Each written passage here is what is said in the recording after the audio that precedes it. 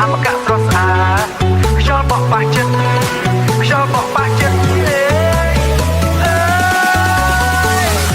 ថ្ងៃក្តៅចូលឆ្នាំខ្យល់បក់ល្មមអូនទៅលេងអាងជាមួយបងស្រឡាញ់ទឹកភ្លឺថ្លាស្អាតឃើញត្រីហែលរំ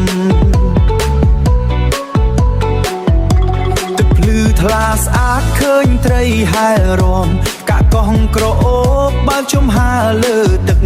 បងហៅអូនថាមកអូនមកក្បែរ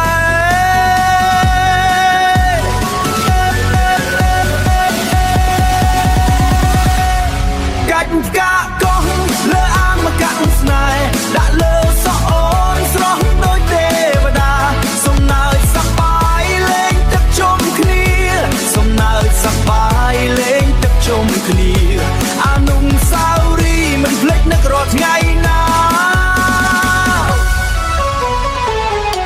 សំលេងចាបច្រៀងលឺលាន់ព្រៃស្រែក្មេងៗលេងទឹកសើចសប្បាយចិត្តអូនញញឹមផ្អែមបងមើលមិនចង់ចេញថ្ងៃនោះស្នេហ៍យើងចាប់ផ្ដើមពីនេះថ្ងៃនោះស្នេហ៍យើងចាប់ផ្ដើមពីនេះបើថ្ងៃណាអូនទៅឆ្ងាយពីបងសូមចងចាំថ្ងៃ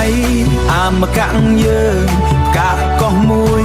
ដែលបងធ្លាប់កាច់ដែលបងធ្លាប់កាច់ជាស្នេហ៍មិនរលាយជាស្នេហ៍មិនរលាយទួងកាលណា